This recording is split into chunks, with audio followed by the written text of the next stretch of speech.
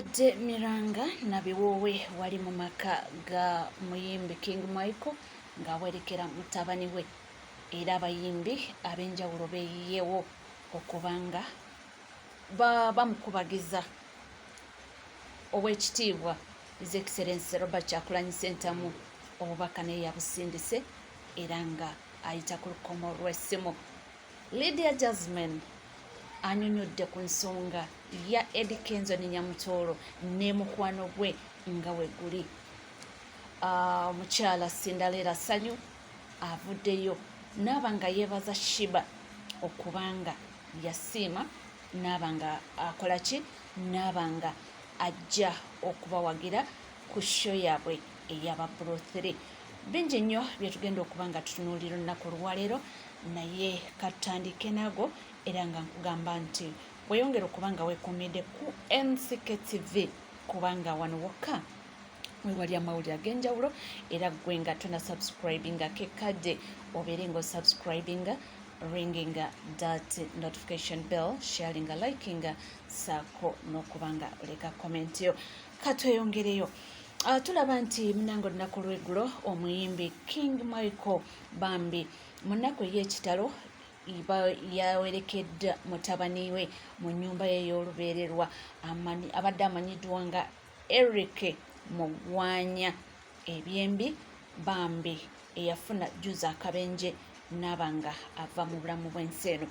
Abayimbi beeyiyeewo mu bungi era nga bangi ddala weewaawo abamu tebasobodde kulabika ndowooza lwa nsonga emu oba endala naye twalabye abayimbi abanene mu ggwanga abagenzeyo kubanga bamukubagiza era mwe muli n'omuyimbi Jose Chameleone. Bibino birabe mu bujjuvu. Tulekere omwana waffe kuba ffenna abali tuli bazadde ba mwana oyo. Mukama abasaasire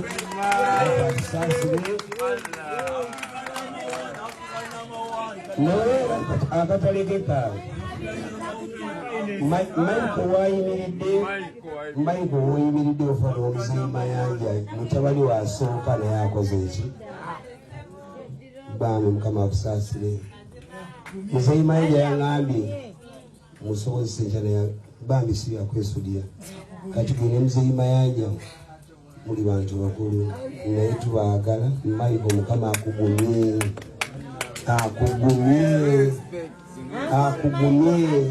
Mukama akuwa omuggo gunaakubanga buli kibenga mukubulyo.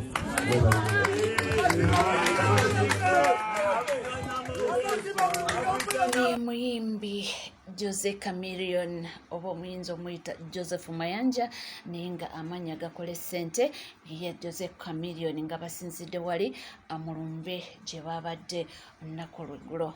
Omuyimbi Bobi Wine naye ng'essaawa eno eyayingira ebyobufuzi era nga tukimanyi nti His Excellency Robert Kyagulanyi Ssentamu naye nga aka Bobi Wine ye yagambye nti Bambi tasobodde kubaawo era amawulire yagafunye naye nga yabaddemu kuwowa era nga waliwo gye yabadde n'atasobola kubanga atuuka naye mulumbe akubagize munne naye n'amukakasa nti ssaawa yonna ajja kubanga akola ki ajja kubanga atuukayo amukubagize naye era obubaka yasobodde kubanga abusindika okuyita mu muyimbi amanyiddwa nga Ibrahim Mayanja aka Big Eye yatisse obubaka okubanga abutuusiza ddala ewa muyimbi munne era obubaka buno yayisitidde ku lukomo lw'essimu. Bibino ebigambo byeyasobodde okubanga agamba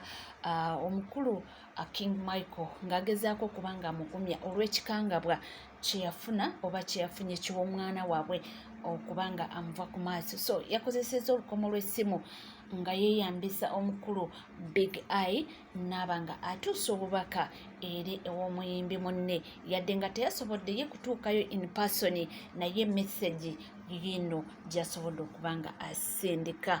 Bibino ebigambo bya His Excellency Robert Kyagulanyi Ssentamu ng'akubagiza omukulu King Michael ninga amanya gamatuufu ge Michael Mugwanywa olw'okufiirwa mutabani we. Bibino awulira bulungi yamugambye ki era kiki kyeyasindise bubaka ki bwe yasindise bibino mu bujjuvu. Baganda bange mwenna mbalamusizaako nze Kyagulanyi Ssentamu Bobi Wine. Michael muganda wange kitalo nnyo kitale kya Eric.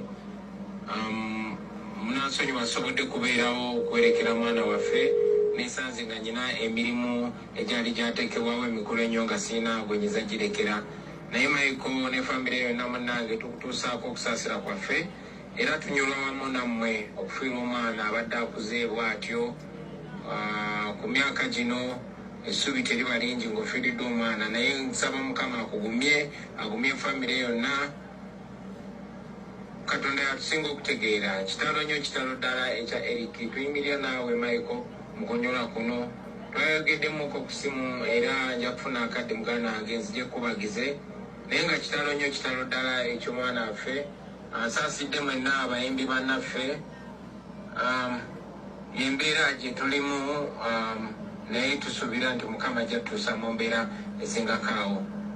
Njagadde kutuusaako obubaka bwa kusaasira ku lwange, ku lw'aba artist bannaffe be tukolagana nabo eno, ba Nubian Lee, ba Dan Magic, betasobodde kubeerawo bonna bakutuusaako obubaka obukulubagiza. Mukama akugumye emikolo mwana, beera strong, Katonda yatusinga okutegeera. Naye Eric awumule mirembe, mwebale nnyo mwebali edda mwenna basobodde okwerekerako Michael n'okumubudaabuda mu kaseera kano akazibu. Omwoyo gw'omugenzi Mukama guwumoze emirembe.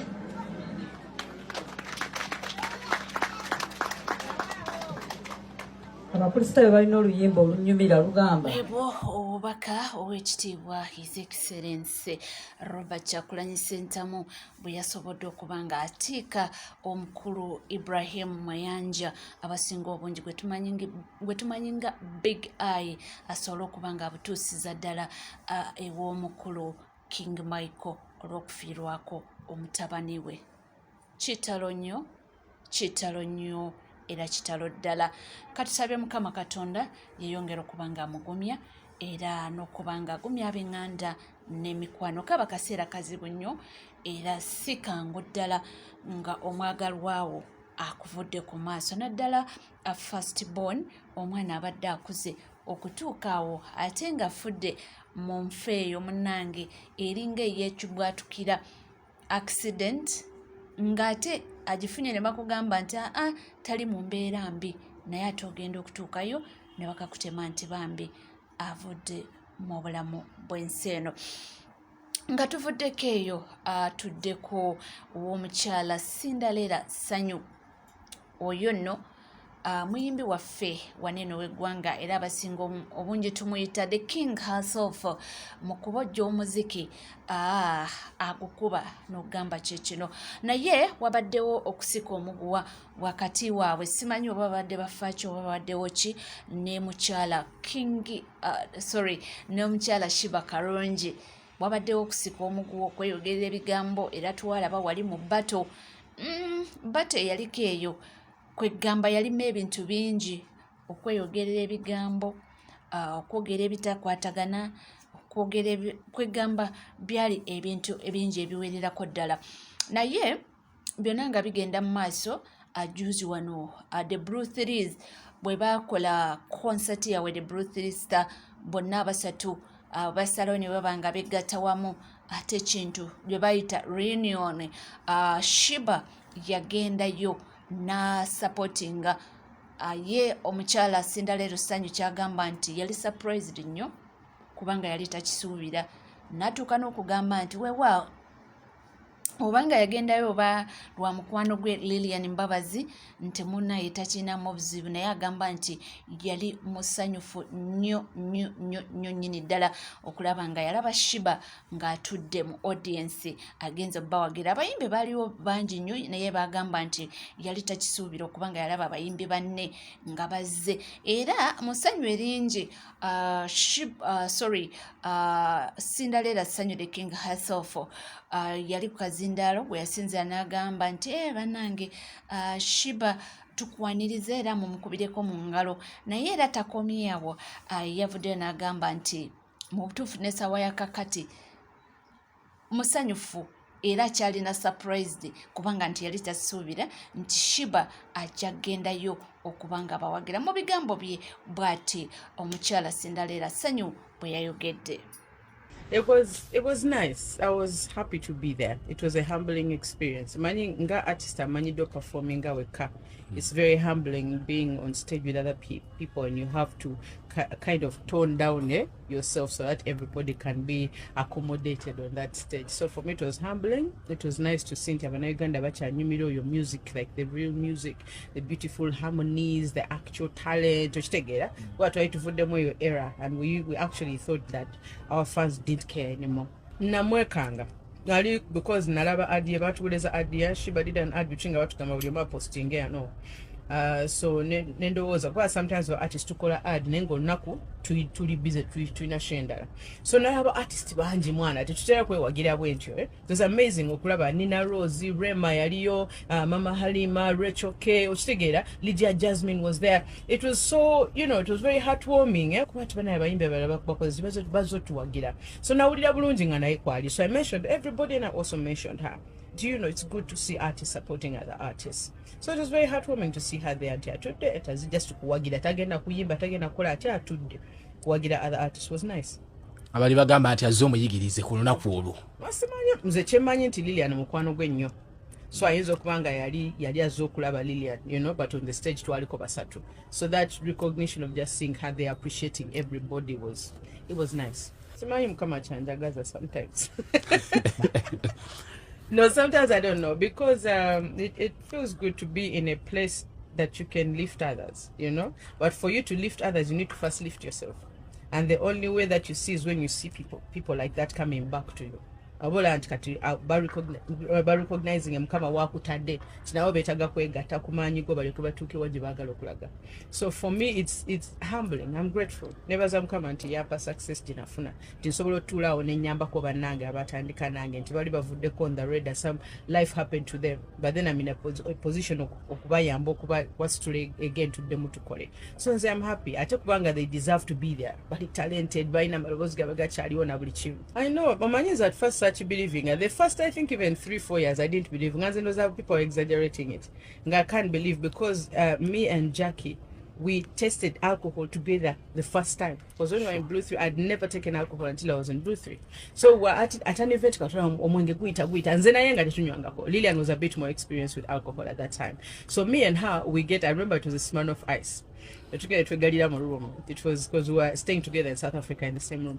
So it was like, yes, try alcohol. This for the first time. So we took our first bottle of alcohol together. Like I saw her and we were together. And it was silly and we laughed about it. So Nzoku Kirizanti Jackie have put down not to come level of addiction. It took me a very long time because I'm like, Yampita Katia. How did she pass by me? So I'm just, it's the difference between her and me is a decision that we make, I cannot say to Yobanze, I'm very strong, the sikwati wako. No, this can affect anyone. Cinderella Ssanyu nga kunyumiza ebyaliwo n'abayimbi abawagira era nga wenkyogeddeku wali lyali ssanyu lyerere era nga bwayogedde nga bwakikatiriza nti ekintu kya Shiba okugenda okubawagira wewa agamba nti yali surprise naye era n'atuuka n'agamba nti yandibanga yali agenze kuwagira mukwano gwe oba kulaba mukwano gwe Lilian Mbabazi naye era tekijjawo nti yagenda n'abanga attendinga show eyo. Tuddeko omukulu Edrisa Musuza aka Ed Kenzo wamu ne mukyala we Fiona Nyamutoro gyevuddeko neno yayanjulwa kwanjula kuno kwayogeza yakyala naye mu kukyala kuno ebigambo bingi ebyayitinga nabogedde kino bogedde kiri kwegamba bingi nnyo njogere kindeke ki kakati nga womanyi nti ekintu kino bakiteekamu nno Lydia Jasmine era nga womanyi amawulire gamulemeddeko bamubuuza Ed Kenzo omukwano gwe tulaba yakyala basooka nga Nyamutolo bamaze okubanga buli omu amanyi nti mukyala Kenzo era Lydia Jasmine bamulemerako nnyo nga bamubuuza era biki ne juzi wano okukyala nga kuwedde bamubuzizza ye gwe nga tetwakola nabagamba bannange nze saaliwo era n'abagamba nti bannange bw'obanga waliwo ekyaliwo nze in between me and Eddie Kenzo ebyo byaggwa kati tubale nti ebyo byayita kati fokasinge ku bino ebiriwo naye kino kiri Eddie Kenzo mumbuuza 2-3 Eddie Kenzo mumbuula bannange wuno Lydia Jasmine ng'agezaako kubanga ye-explaininga nabiki era byasuubira mu maaso eyo ate era mukwano gwe ne Eddie Kenzo gukutuuseewa oba gwaggwa oba bali ku ki kuzera Eddie Kenzo temuzina mukyambuuza mwate mukola kumbuuze I feel like at this point we should respect them, you know. Kati kuba kati omuntu time etuuka nga waliwo ebintu ebimu nga tulina obbireka kati omuntu kati mufumbo when you keep bringing people's marriages up zenganze I respect people who are married, so of course we are happy for him kwabadde kukyala right if I'm not mistaken and we are happy for him. Eddie Kenzo is my friend and I'm definitely happy when he's happy, you know. So I don't think okukyala bayita abantu bangi maybe sikolangako mikolo sibimanyi bali banatuyita ku mbaga tuba twatusuubira kale nga mme close friends nga muli mumuwa support mumucheeringa balusubira mme ba close friends nga muwali mumucheeringa nze actually sibadde saalinawo nalina Canada osanga wandibaddeyo no ebintu bya relationships ebyo omuntu ayita abantu bawulira bayagala especially okukyala kuba intimate and private lwakuba ffe abanayoganda twagala buli kimu tukibeeremu naye nze nange okukyala nyinza okyala nga totegedde nyinza okyaza because okukyala nze I feel like it's more of family than you know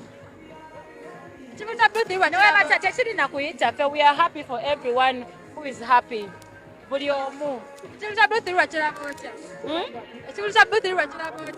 banange abo bayimbi bange tondoza mwandaba nze nali wali ku table number 1 nga ndoza buli kayimba saatuulako because I know all their songs mbaagala nnyo baali bayimbi bange in high school when I was growing up baali ba icons bange nga nze buli luyimba lwa blue 3 luyimba twali abawala basatu nga tweyita 3 blue